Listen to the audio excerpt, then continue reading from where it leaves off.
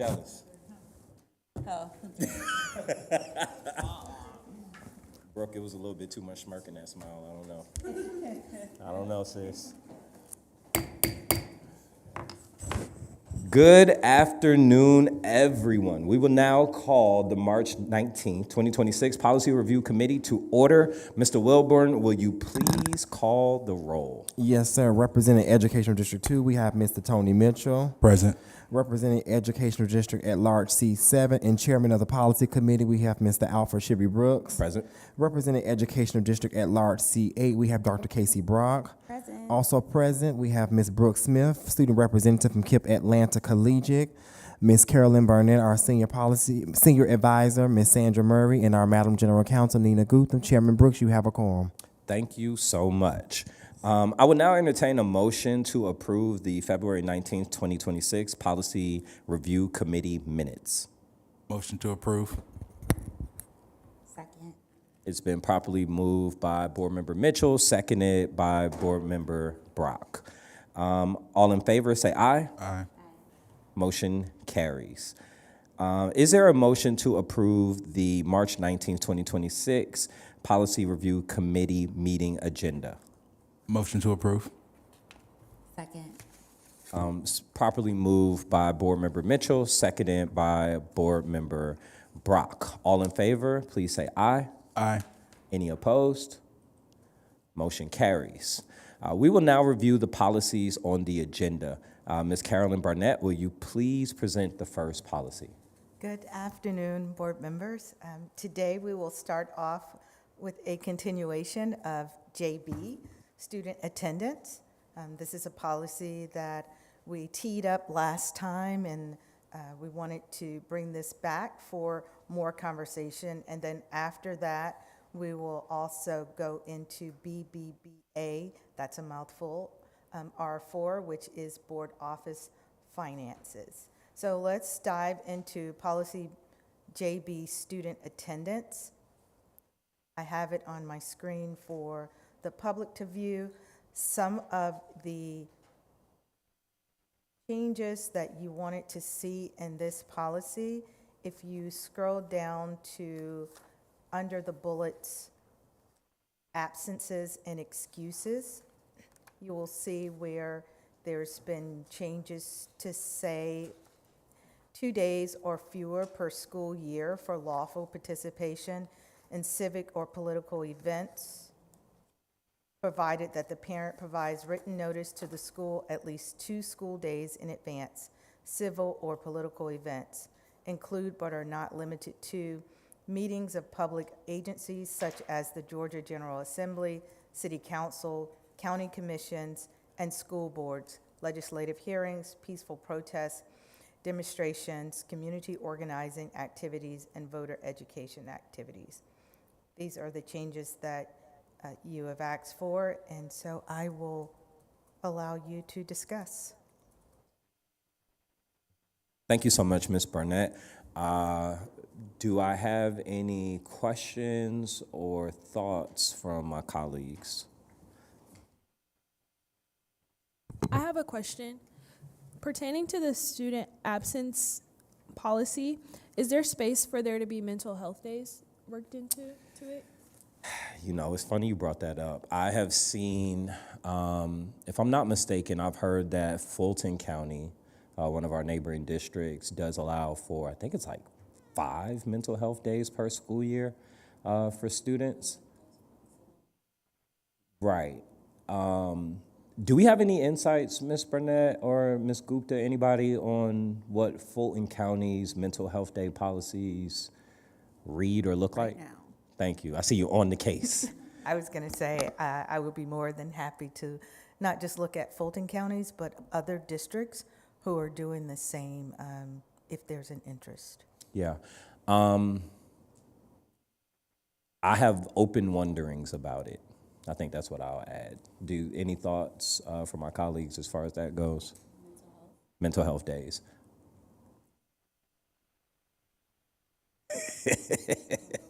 Look, Tony. Yeah. So, So I think it's a space that we want to be mindful of. I think as we kind of as a district think about absenteeism, it's something that we have to be very thoughtful on, just because I think a lot of those things are in the present. So I think as we've talked about, absence, we've talked about notice, we've talked about just the parameters to kind of create some sort of transparency between student and staff at the school. I think mental health is something that can often be determined like, I woke up this morning, I'm not feeling it. So it's just like, how do we create guardrails around that? So I too am just very curious about how other districts are looking at mental health days, because it's something that feels very imminent. And I think it can also be seen as something that's very subjective. So it's hard to create a governing standard around what that looks like, because it is very much something that is subjective. So. Yeah, it's interesting you mentioned that, because I think we've been going to all these breakfasts with the boards and talking to students. It's just been so enlightening. And I wonder, like, when you think about a mental health day, like what the core issue actually is, right? Like, there was a school the other day, they were like, we just need more breaks during the day, right? And I'm like, okay, so like, are there other solutions maybe for making it feel a little bit less stressful? Some people have talked about the amount of homework that they get. In 1 week, it'll be unbearable, then the next week it's nothing. And like, can teachers talk to each other a little bit more about what is being assigned, so that a student's load feels a little bit different? So the wondering I have is, like, are there more proactive ways so that it doesn't feel as stressful? Or like, could it be built into the school day? But I asked the question back, I was like, if the school day was extended, would you? And I was kind of like, yeah, but a couple students said yes, right? They were like, yeah, if I could have a longer break or like a little bit more downtime during the school day, that actually would be amazing. So I think it's a good question, and I think as we continue to talk about just the attendance policy period, something to consider, right? It's like, as we talk about this, is it a civic engagement day or is it a flexible day, right? Because I think that might be, I guess when we pull up the Fulton thing, I know there's some that do like a choose your own adventure day, and it's not called that clearly, right? So yeah. Can you imagine? Choose your own adventure day. I just think there's space and a need for something for the students, because I've been to about 6 breakfasts with the board, my school and other schools, and consistently I hear students talk about need for mental health resources or need for support. And I also have a friend who's currently working on a bill for mental health, to advocate for mental health days. He's from Coffee County, but here in APS, how can we, push for that for our students? Yeah, I love I have a lot of empathy for the spirit of why that is necessary. Last week, I had one of the toughest weeks I've ever had as a teacher. And it was predicated by having to assist a student that was actively in the midst of a mental health crisis and at school. And what was really tough was, I think, something that you're highlighting. Where are the resources for students on school sites, right? And everyone will go, oh, well, you have counselors, but our counselors, unfortunately, are so inundated with having to be schedulers and having to be all the other things in the school that unfortunately, many times, they don't necessarily have the capacity and sometimes may not have the skill set to answer that call. To that point, that led me to start thinking about what would it look like to give access to every teacher in APS to take a mental health first aid training. What would it look like for us to have administrators, counselors, someone on site who have to take what's called the CIT training, crisis intervention training. Many officers have to take it. It is very rigorous. Not everybody passes it. But in my own life, I have seen gaps in how teachers know how to respond to mental health crisis, counselors, administrators. People think they're helping, but they're saying things that are more harmful. So I say all that to say, I'm curious to find out, to learn about other districts, but also I think that we do need to think about other interventions or skill sets and tools that we can give teachers, administrators, counselors to also help around mental health too, in addition. So I'm open to it. Yeah, I'm gonna leave that there. Just really quick, just really quickly too, like something I think about a lot is who y'all are going to be in your careers. I was having a conversation the other day. I was at a meeting and we were talking about that, and it's like, and you know, not too long from now, you'll enter your first job and there will be certain expectations. But a lot of adults do get mental health days. To that point, though, you gotta be stepping up and doing the right thing to get a mental health, right? Like if you take a mental health day and then like you haven't been doing a great job, you might get fired, right? And so I do think there's like, that's why there's nuance around a lot of these things in my mind. I'm speaking for myself, where it's like, okay, like, why wouldn't you? Yeah, like you've been taking on a lot and you're still killing it. Like, of course, right? As a boss, right? In your career. But then in school, if we make these policies and they're blanket, could be, what are the guidelines, right? Like, what are the boundaries? Because there are going to be some people who are going to be like, this is so helpful. This changed my life. I really needed it. And there's going to be some people who are like, oh, I got one mental health day left before the end of the school year. Let me make sure I use it, right? And so I think it's figuring out, like, what is that balance if we're saying it's a policy for everybody, if there needs to be one, right? But I think that's, like, worth exploring. I wonder, my question, and I think maybe this is an opportunity to survey students, right? Because I wonder, are kids taking mental health days already? Right? Like, and we're just we're attributing it to the chronic absenteeism, right? But it's also, mind you, it's not an absence if it's excused. So would we, in fact, I wonder, will we positively impact the CCRPI scores of schools because now students would have less absences because the mental health days that they are taking that are not approved absences now will not be confirmed unexcused absences that harm our attendance rates? So I believe that there are at least some measures regarding absenteeism that do not distinguish between excused absences. Okay. So, and you know, just to close the loop on Fulton, Fulton does not specifically call out mental health days, but one category of excused absence is personal illness or when attendance in school would be detrimental to the health of the student or others. And that is wide enough to encompass a panoply of things, right? And Board Member Brooks, I'm guessing that you're right, that students are taking mental health days because they are just not feeling it and they cannot bring themselves to school that day and their parents are excusing them. But to your point about chronic absenteeism, you know, and this is just to throw something out there, what about a policy that says you get 8 days of school absent. You decide why you don't want to be here, but you get 8 days. And you tell us why. You know, we want a good reason. But and we don't care if you're going to a protest, we don't care if you're sick, we don't care if you're visiting a family member, we don't care if you're going to graduation. 8 days. Choose how you like. And then beyond that, it's going to have to be unexcused unless you give us a really good reason why you can't be. I'm not mad at that. I would look forward to getting feedback from Dr. Johnson on his perspectives on it, because I will be honest, that would simplify this attendance policy a lot. Because, for example, we're changing the voter registration and voting in a public election. Also, we missed making the change there under that bullet. It's like the 6th bullet down, or 5th bullet, excuse me, one or the other, 6.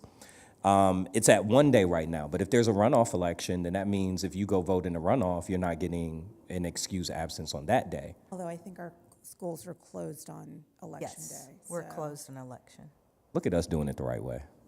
Look at us doing it the right way. Yeah, because over on the other side of town, we do not get off on election day. So I could receive that. But I guess just making the point that election day would be covered. Going on college visits would be covered.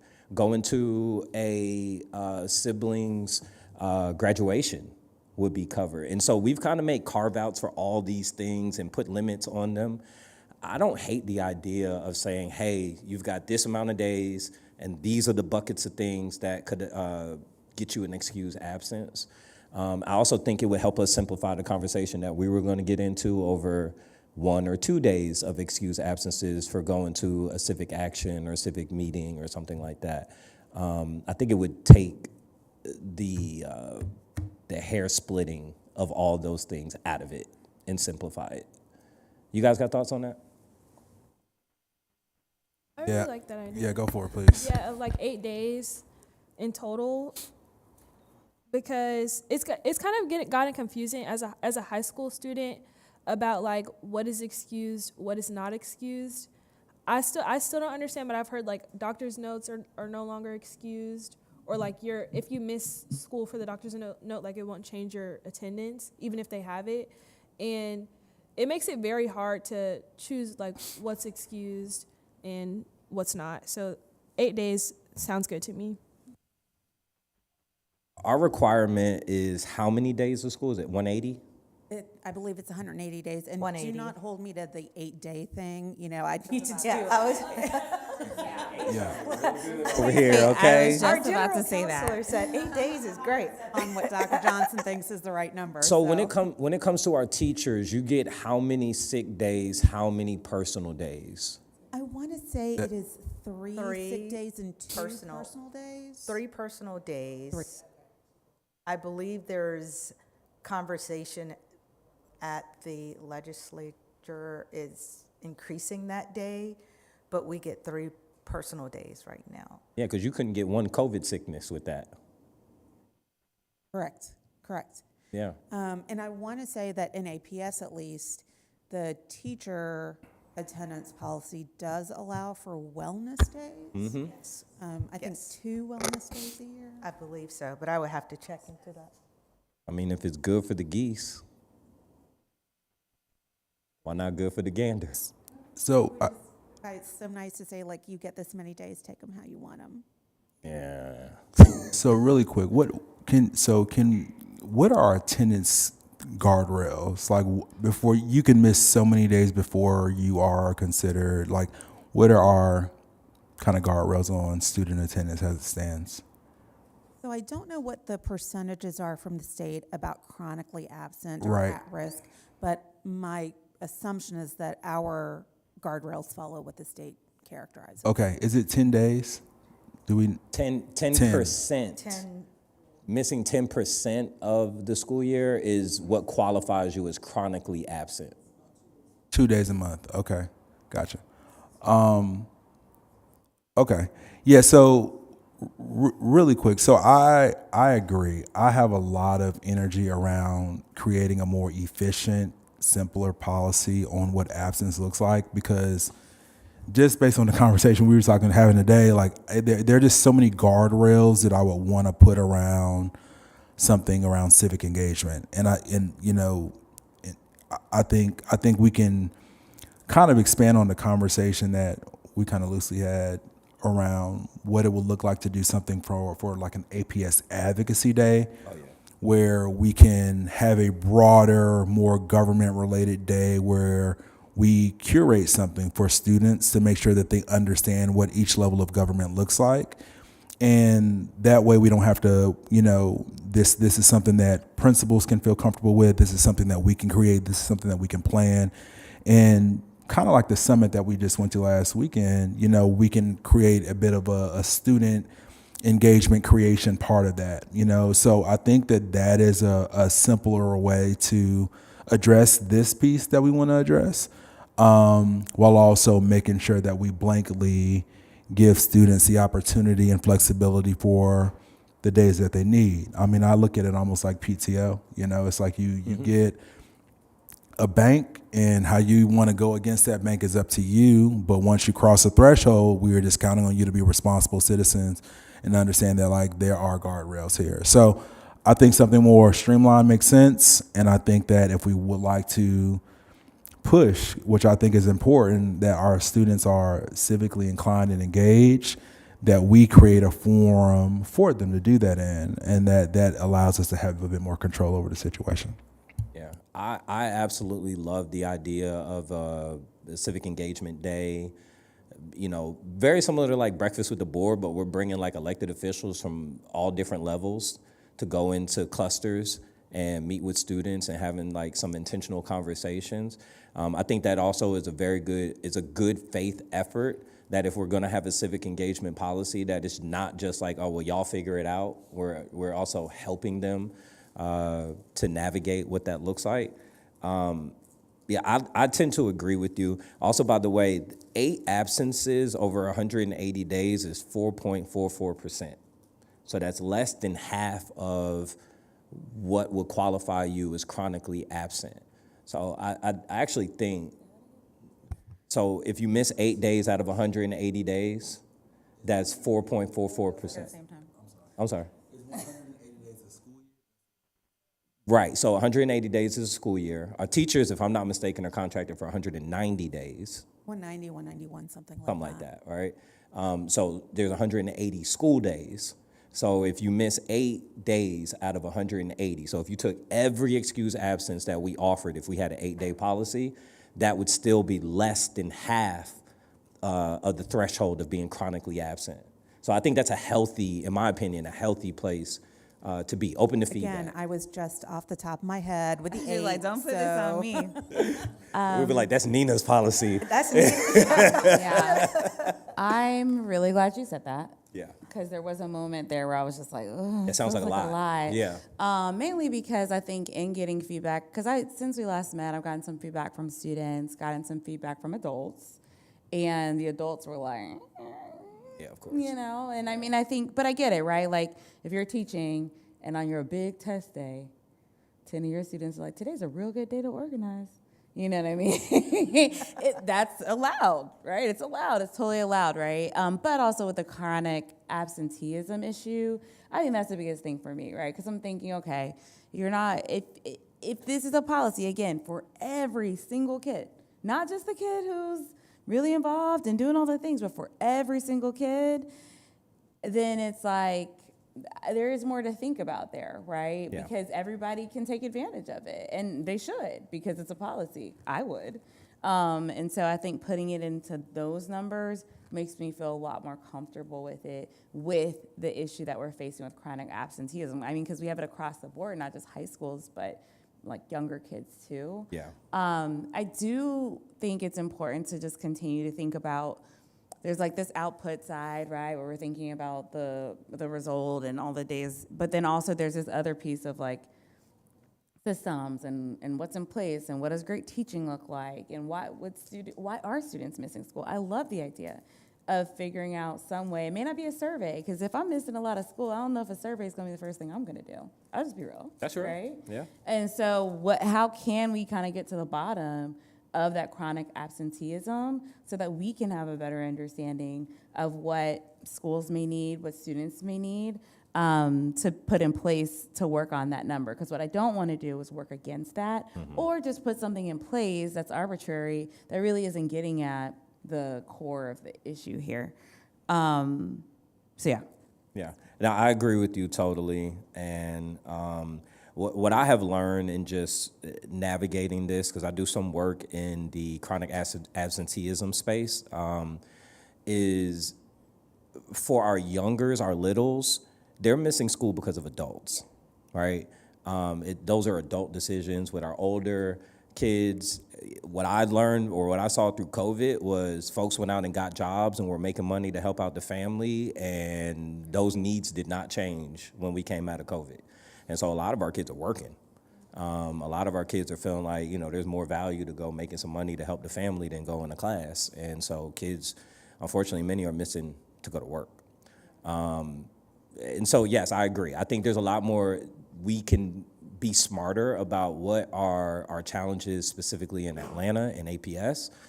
And it could look like a myriad of things. It could look like having a blanketed opportunity for students, if you're taking days off that would not have been excused and they can be excused. I think that helps to push down on our numbers.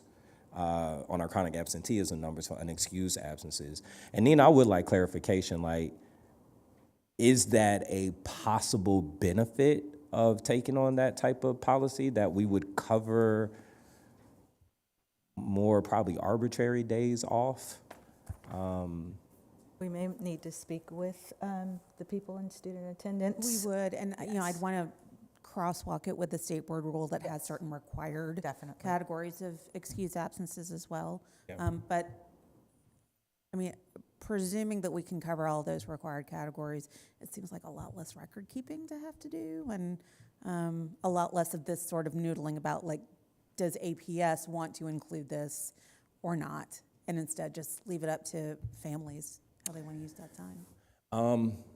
What I gather from everyone is that ultimately we're kind of all on the same page, and we kind of want to know better about what are the consequences of making a decision like that. Is there a world that next month when we reconvene that we could have representation from attendance Yes.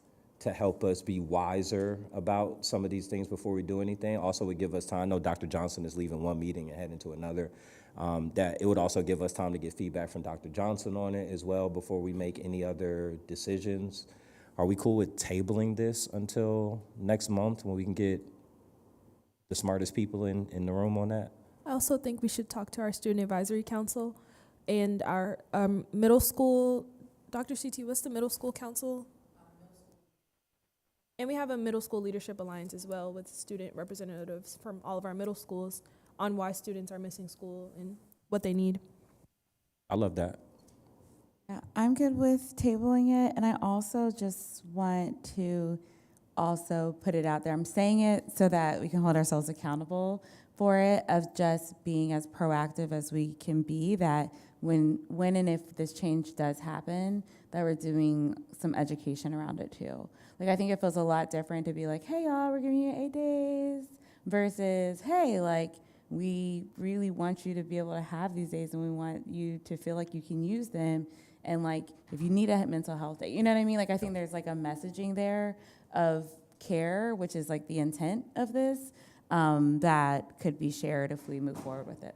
I love that. And also, and we've talked about doing this as a practice, but I think this is one, if we voted on it, it would not come into effect until next school year.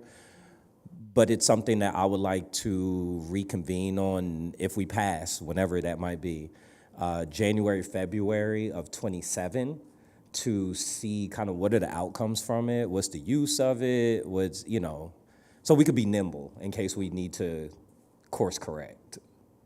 Definitely. Tony, you got any thoughts before we move on? Yeah, no, I'm fine with table. Okay. Good with it, bro? All right. So thank you so much for these additions.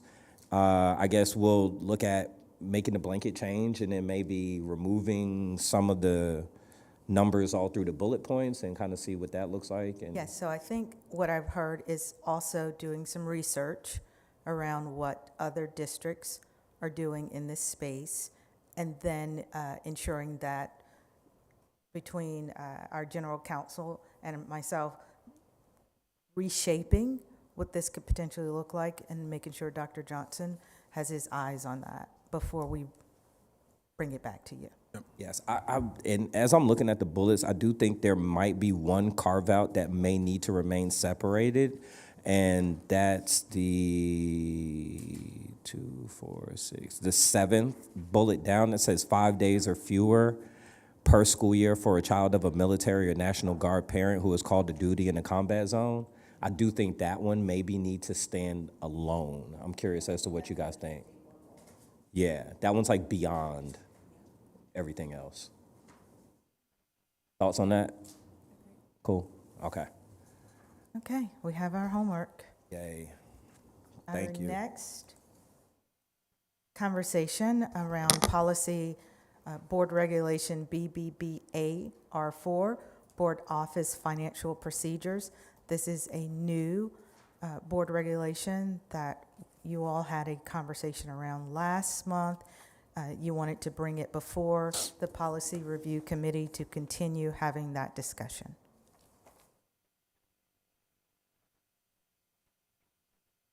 Do you want me to go all the way down, or I believe that we've all reviewed it ahead of time. I guess I will open the dais to any questions or feedback from my colleagues, unless you would like Ms. Carolyn to kind of give an overview. I think like, historical context is helpful here for me. So I will punt to our general counsel.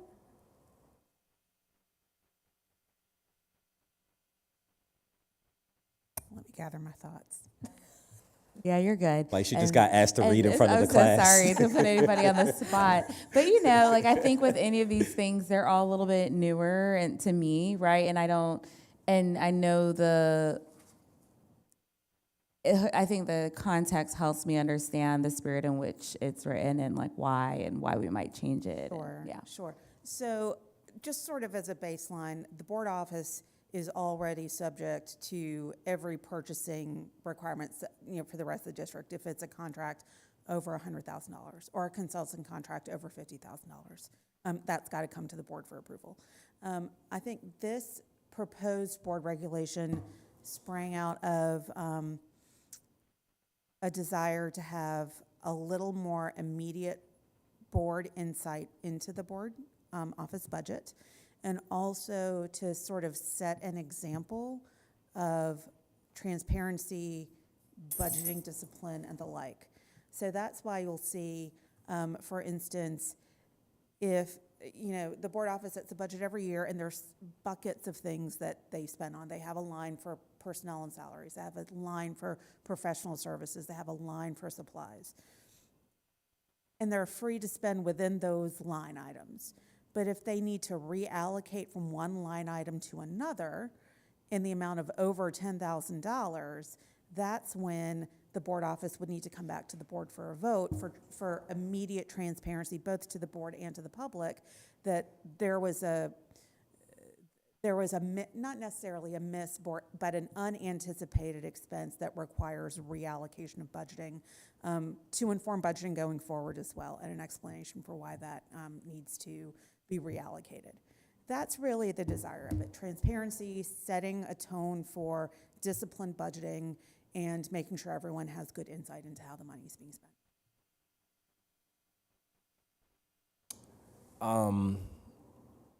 Mr. Wilborn, I'm curious, from your perspective as our executive director, will this make taking action on particular things more cumbersome than they should be?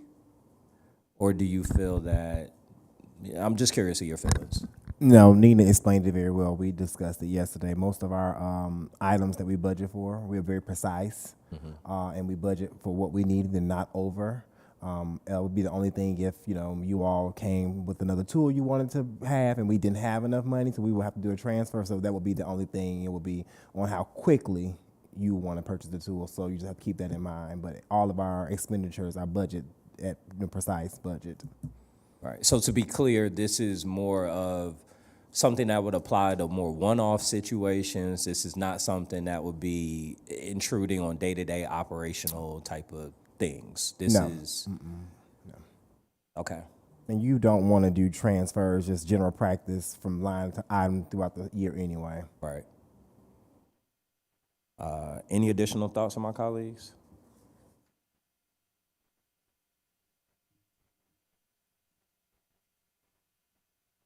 I guess my one question is, does the state have regulations on board office spending? Are there any limits? Because I believe there was a recent change around maybe the $100,000 mark or something to that effect. So that had to do with capital outlay, and that was increased to $250,000 without going through like a public process. But that has nothing to do with your own board spending limits. Got you. So there's no state regulation on board spending or needing to get approvals. When you're talking about the board office, Right. no, there isn't. You get to decide as a board how much spending authority you allow administration. So some districts allow the superintendent to spend $50,000 before coming to the board. I know one district allows the superintendent to spend $1 million before coming to the board. Okay. A little energy on that That one. is not us. Right. Okay. Any additional questions at all? No? Okay. Yeah, what I gather from it is the spirit of this is to add, more transparency as well as accountability for how we're spending in the board office. I think the spirit of it is good, and I think most importantly, if it doesn't make operationally doesn't make things harder, then I don't have too much of an issue. Where are we in terms of the process of this policy? What's our next step? It's up to y'all. If y'all I want to was move it gonna- on for first read Yeah, would or you like- final approval, that is up to y'all. It's up to you.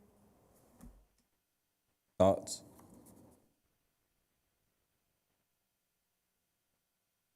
Want to move it to first read or? Yeah, so I would say let's move it to first read. Let's spend some time with it. You know what I mean? Just everyone can digest a little bit more, and then we can move from there. So I don't know if we need a formal motion to do that, but if so, You take motion, it, motion second, vote to move it on. yep, motion to move it to first read. All right, so I will accept a motion to move this to first read, if there is one or two. Yep, motion to move to first read. Second. Properly moved by Board Member Mitchell, seconded. It's all good. Seconded by Board Member Brock. All in favor of moving policy BBB AR4 to first read? Aye. Say aye. Aye. All opposed, say nay. All right, seeing none, this has passed for first read. Thank you. So the next, we're moving down to other business items.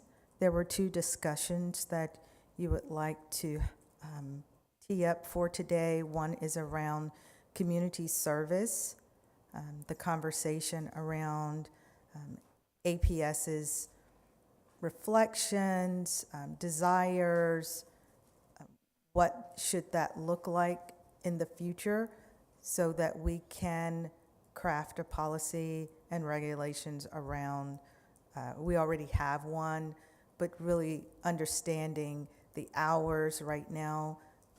APS has 75 hours for requirements for graduation. There has been conversations around, there are students who are asking for waivers just, to make sure that they can graduate.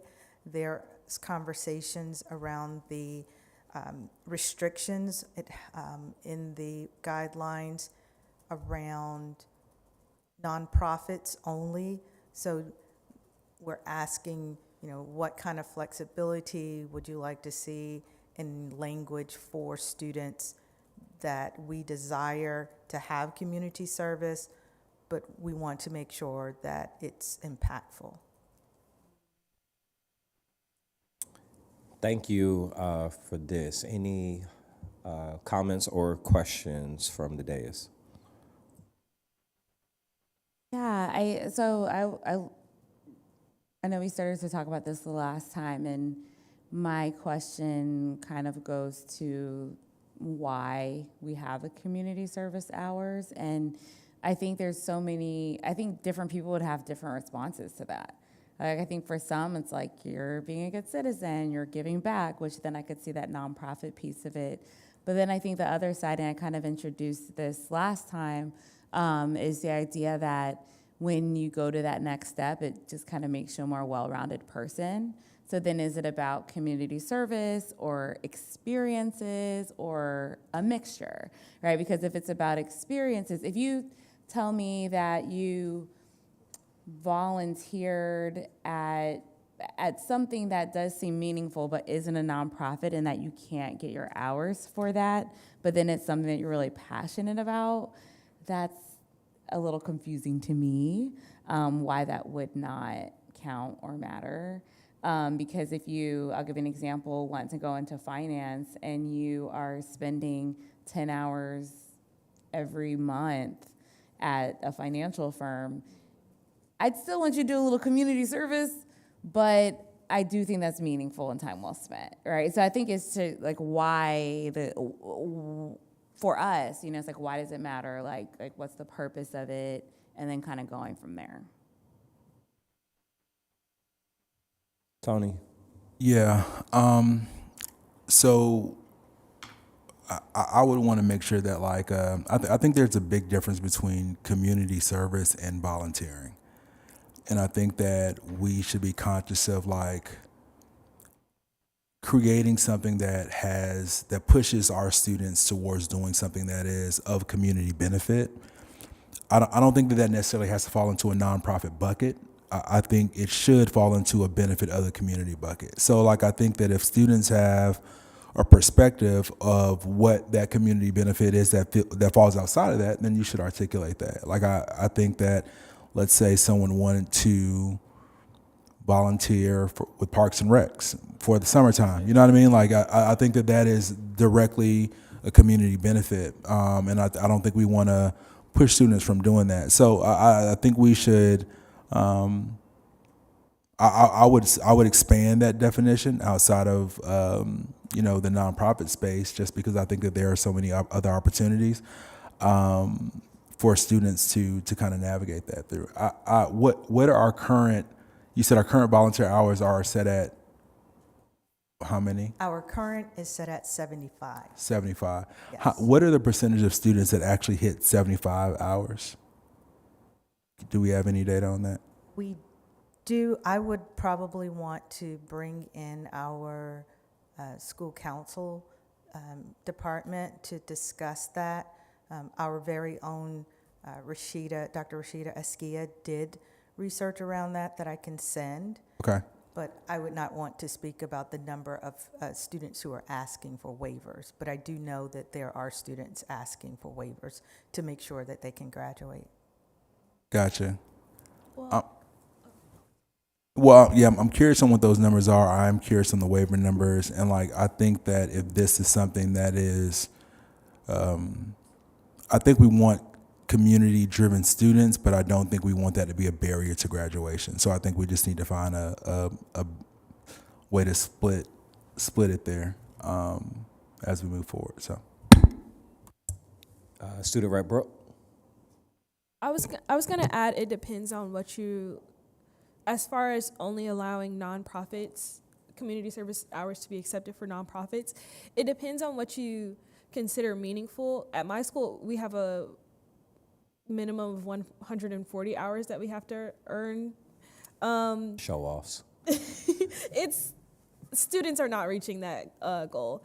Right now, the senior class is, like, all over the place trying to figure out how, and I think that a lot of people do get them, and they often come from helping a teacher out, doing something that's in-house, but I think that the problem is the nonprofit only goal is kind of unattainable, especially if there's not going to be, like, especially if resources are not going to be, like, directly given to students so that they know how to reach out, how to find them. Because since the 9th grade, my school counselors or grade level chairs have been like, okay, this is who has enough hours, this is who is not on track, not actually telling names, but revealing, like, how many. And it's always been 9th, 10th, 11th grade, less than half. And it's like, get your hours up, but there's never, this is how you can do it. This is some places to reach out to. So if it's going to stay at nonprofits, then there needs to be backing to making sure that students feel comfortable or even know how to navigate, like messaging someone, emailing them, seeing how they can help and be of benefit to their community. Thank you. I appreciate everything that was added to the conversation. I have curiosity if there would be a willingness for students who put in hours during work study to count towards the requirement. Attending public meetings, school board meetings, city council meetings, county commission meetings, or attending the state capitol as satisfying. Volunteer or work for pay at an entity that is a public good. Board member Mitchell brought up, if you're a lifeguard for Parks and Rec, if you're a counselor for Camp Best Friends, if you're, why shouldn't those things count? So I have curiosities about what our willingness would be for that. I also think that we should mandate that our schools, that word scares people, but I think we should mandate that our schools create volunteer opportunities on campus. You have a lot of students with transportation barriers, and that could be a big reason for why some kids are not satisfying the hours. So I think if schools were required to create opportunities on site, could help alleviate that issue. Yeah, those are kind of some of my thoughts of like some things that maybe we want to consider in the conversation. Okay. So Any for- additional thoughts? Oh, yes, sir. I'm sorry.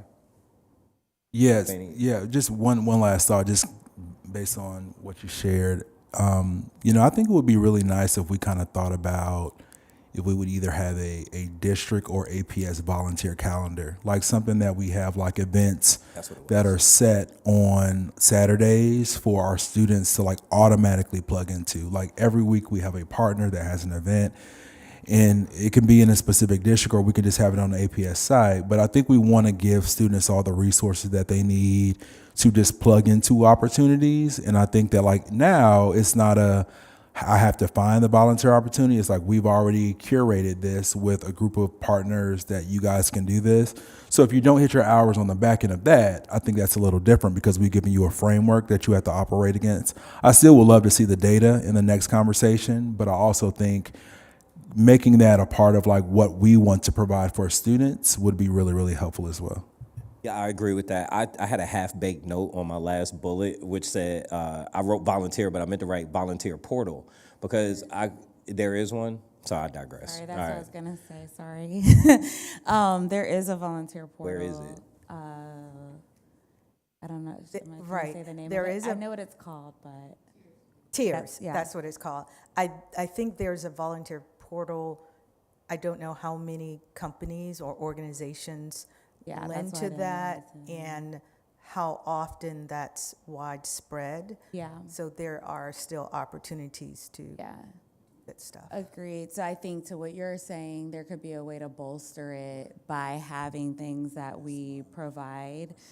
Because again, I think the limit here, and I'm thinking about this as like a counselor, like when I was checking off on people's community service hours, like it needed to be legit, right? And sometimes it's hard to legitimize things that aren't like well-known nonprofits or well-known, companies, whatever. And so I think too, figuring out like with these opportunities, like how we would be able to keep track and validate everything.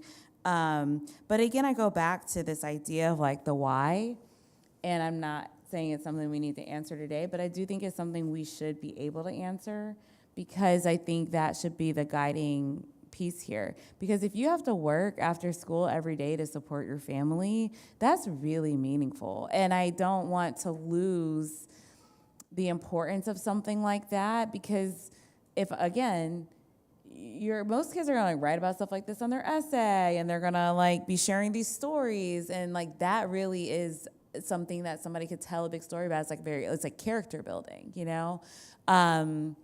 and again, including things like career exploration, because that actually feels like an easy win here. I like that. To say that you're using 20, 30 hours to go and job shadow and things like that and get sign-offs on that. So I just think, again, thinking about the purpose, it's like, is it to make you a well-rounded person or a good citizen or both?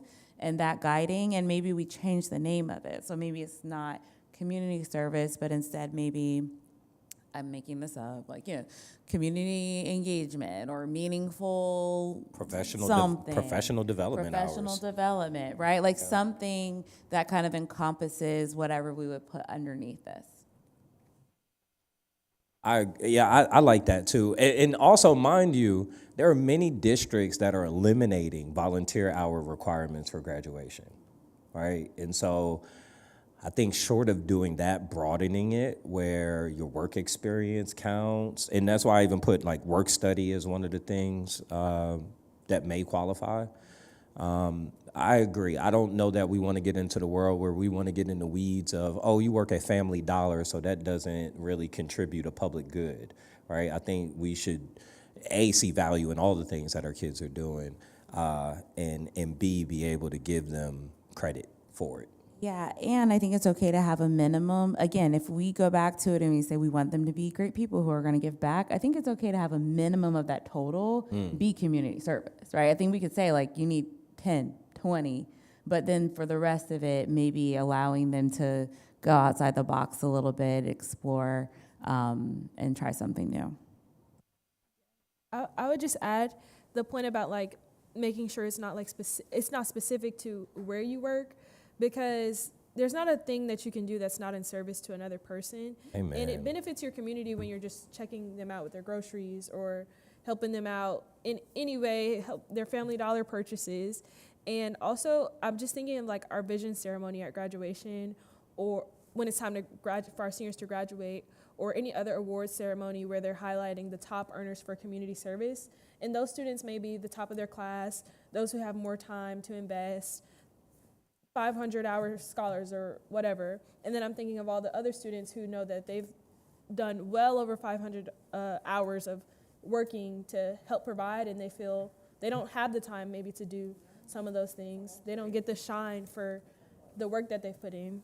And you know what? And truth be told, if you think back during the time of COVID, it was the person that was braving hard health times publicly to risk their lives bagging groceries, pushing shopping carts, filling up the shelves, checking people out as cashiers, and we called them essential workers, and we celebrated the importance of the fabric of our society that these people are there.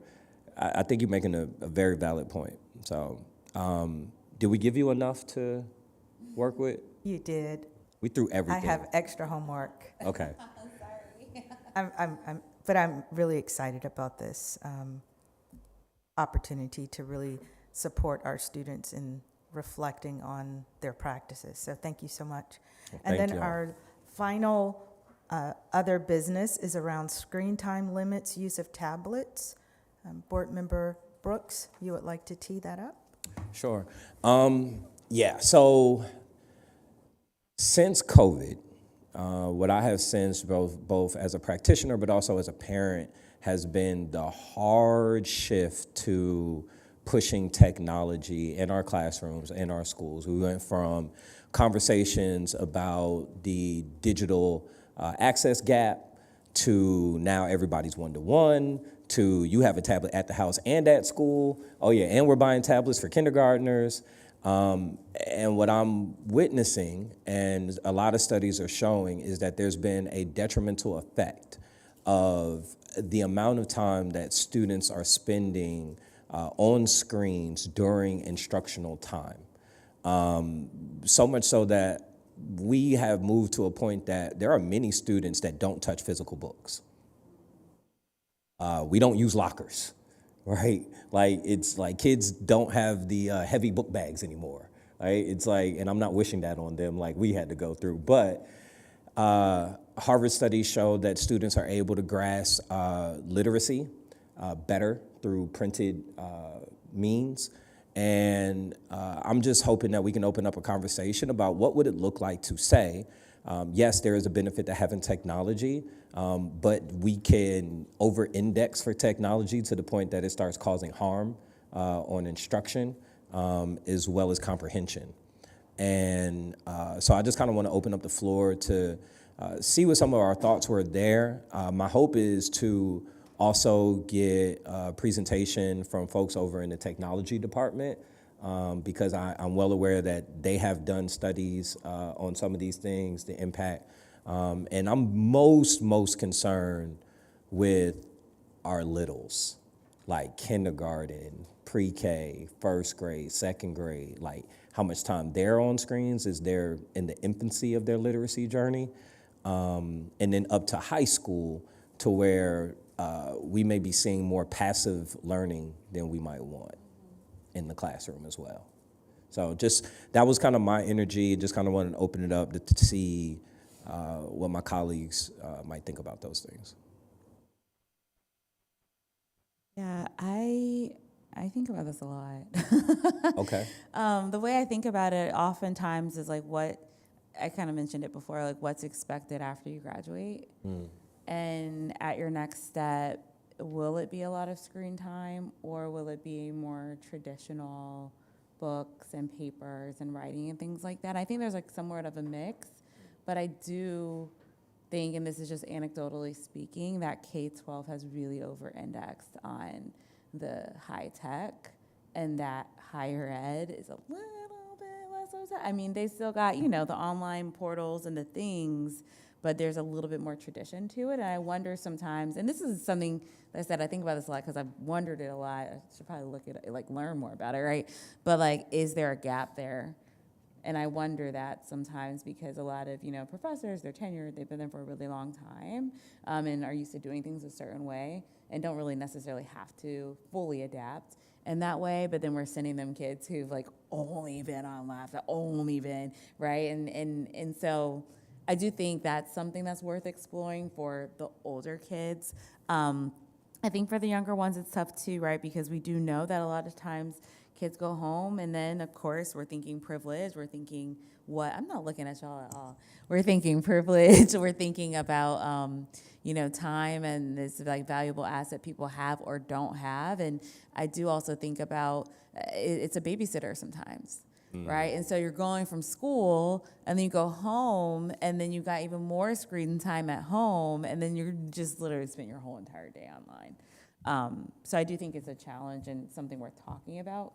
Definitely would be curious also to know what teachers think, because I do think we've, not, I won't say we, but like it's kind of been pushed on them a bit. Like, oh, you gotta do this one-to-one, and now it's like, oh, well, okay.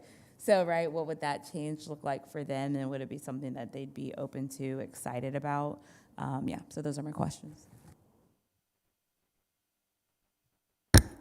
Yeah, no, I appreciate this conversation. I mean, I think it's something that we have to be increasingly mindful of as a school district.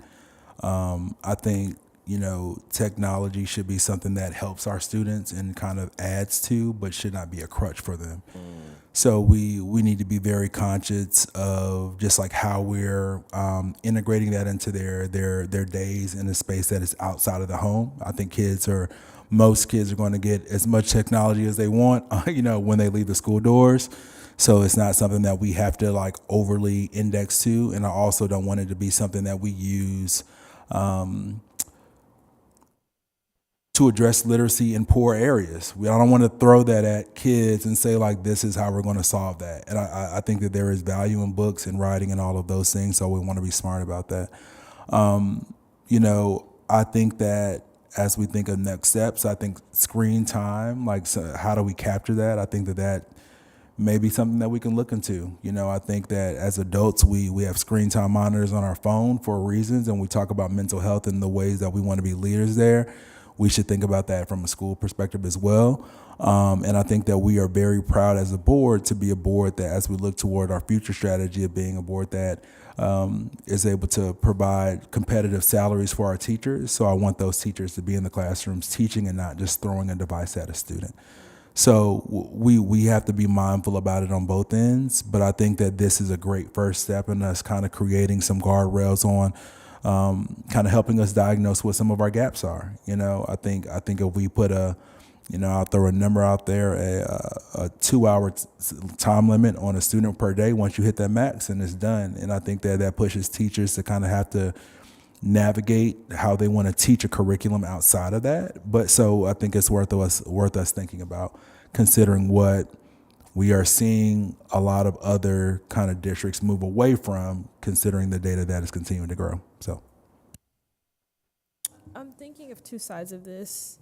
I have a 10-year-old brother who's 5th grade, and I assume he has his devices at school, and then he has an iPad at home. And I'm still a teenager, I'm still a teenager. I'm in high school, but I still see spaces where I'm like, we need to take his iPad or something like that. But in that same breath, You're about to have beef when you get home. yeah. In that same breath, me and him, we use his iPad to download books and read books together.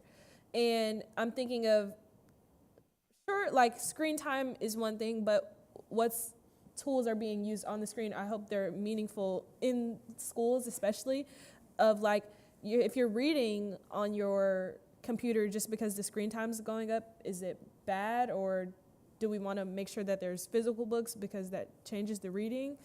But now back to my high school, I haven't read a physical book like in this. Please okay. tell the truth to the people, Yeah, I'll because say- folks call me a liar about Yeah, this. I'll say about the past 2 years. The last year I was at a English 11. My English was at Georgia State, but this year now I'm in AP Lang. We are reading the new Jim Crow. We know the thesis, and we've read maybe a 1-chapter, few page excerpt of the book. So we have the concepts, and it's kind of a more of let's teach to the test based on this is the thesis, and this is kind of what the new Jim Crow is about.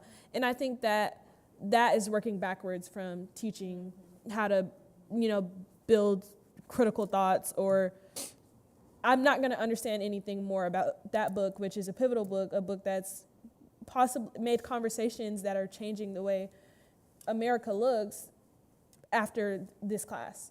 And I think that's extremely problematic. So our high school students, especially, I think they need more physical books. And we do get printed out excerpts of writing online, et cetera. But I definitely see the issue on both sides. I just want to say thank you for the vindication, because I have been saying it since I've been on the board that like our kids don't touch books, and people like really don't believe that because they're not in schools to see that kids don't touch books, and there's a consequence to that. I guess my one question to you is, when you took the class at Georgia State, did they use physical books, or was it digital print? Digital. Yeah. Like we have digital access. Yeah, which by the way is a lot less expensive, right? Easy to update. Yeah, so it's a savings, right? It's a savings. But I think we also at the same time have to say, when are you saving to the part of harm, right? And like, what does a good balance look like? Because I do think that there are many times that digital text is perfectly fine. But there are many times where physical text can be so much better. And so I guess my questions are, can the tech department, because Tony got my wheels turning, can the tech department give us insights on screen time usage across the district? Like elementary students, middle school students, high school students, how often are they using it? How often is it specifically for educational things being used, like in the class? And how much is it, teachers letting them play Roblox to have a 15-minute brain break, because it does happen. So what does that look like? I love that Tony said tech should add but not replace. I agree 1,000%. It's no longer a value add. It is the way now. It's over with. I also had thoughts about what would it look like to create a limit? Because I could see a world where we say there's a 2-hour limit per day. Your first period teacher take up all that time, and then everybody else sitting back like, hold on, so you can't log into your computer because Miss So-and-so took up all the screen time for the day? So I wonder if maybe the screen time limit should be based on class period as opposed to school day, as a more equitable or reasonable way to manage that. I don't know how tech figures that out, but that's why they make a lot of money. And also, I think at the same time, we need to have an emphasis on bringing back the books. Bring back the books. I'm putting it on a shirt. Bring back the books. Bring back the books. Yes. Any additional thoughts? I have one. So two. One is there are a couple of non-traditional models I've seen recently where there are lots of books. So I think we should explore, is there a connection there between outcomes and schools that are still using books on a regular basis? And is there something positive that we're seeing there? And I even wonder, do we want to just say per year? I mean, it's going to add this in the mix, right? But do we want to say that every student should have 1 or 2 physical books per year that they read, right? And I think that's something that we could, again, thinking about the costs and all that, wouldn't be as expensive as saying you always have to have That's a right. physical book. That's right. But I think it would kind of support this idea that as a student, you understand what it's like to go through annotate, and actually like engage with an actual book. So those are just a couple thoughts. Yeah, I love that, the spirit of all of those things. Yeah. So key right now. Yeah, it's tough. And I would even say that, like, because of so much leaning on the digital side, most work products are coming through like a Google Doc or a text entry like on the computer. And then we say, how come the kids can't write? They're not writing. They're literally not writing. That's why they can't write. And so, yes. So I would love to have some more insights from tech on those things. And again, I don't know if it's possible, but I do think having a grasp on how much time is actually being spent on screens would be very helpful. I do know that, we instituted the cell phone ban policy across all grade bands in our district on the premise that, students are missing on average 20 to 25% of the school day from being in their phone. Then they have the computer. That's the next one. So it's kind of like, I think we do have to be comprehensive in how we're doing this. And I think that's the spirit of all of these things, right? The attendance policy, chronic absenteeism, screens in the classroom. Basically what we're saying is learning time should be sacred again. And we have a responsibility to protect the sanctity of the learning environment so that learning can be the main thing. Folks get upset with me for saying it all the time, but I heard you reference it, but shout out to Atlanta Classical, highest performing high school that we have in the entire district, and they do not use screens. So many books. They do not use screens. Highest performing, and we, demographics, we can have all the, as to why, but let's call it what it is. They're getting high learning, high SATs, done without using screens. I think that's something to take note of and to not ignore. Yeah. Did we have anything else, Ms. Barnett? We do not. We just have a lot of homework. Okay. Thank y'all for putting up with the millennials and the Gen Zer over here, us young bucks. I can say that now until I go back to my classroom later, and then I'm old again. But I'm unk all over. Mr. Wilborn, do we have anyone signed up for public comment? No, there's no public comment sign up. Disappointed. Okay. Our next upcoming meeting is scheduled for Thursday, April 16th. Is that time correct?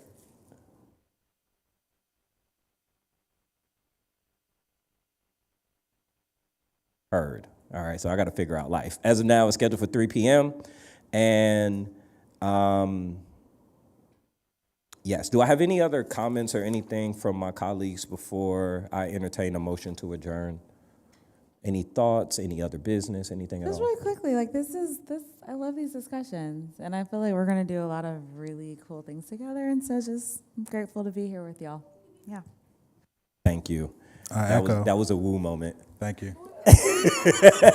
Go ahead, Tony. What are you saying? I just said echo. I echo that. So I look forward to it. I think we've come out the gate firing. I think we have a lot of things to address this year through policy, and look forward to doing it with this group. So thank you, guys. Thank you. I'm grateful to have you guys up here with me. We went from talking about all the good stuff we could do to doing the good stuff. So I'm grateful to share a space with you all. Ms. Brooke, it has been an absolute pleasure to have you with us every month. Thank you so much. Thank you guys for making it easy, and I'm grateful to be here. It's a historical moment that I'm here, and it just speaks about the future of APS and having more student voice embedded in something that's built for students, Amen. Amen. Yeah, I loved it. We went to the student symposium, was that like 2 weekends ago? And, it was all about student voice and students up there. And I'm like, we're doing the right thing. We're doing the right thing here at APS. So grateful to be here. At this time, I will entertain a motion to adjourn. So move. Second. All right, properly moved by Board Member Brock, seconded by Board Member Mitchell. All in favor say aye. Aye. All opposed say nay. Motion is adjourned. Good time, too. Thank y'all. This was a good one.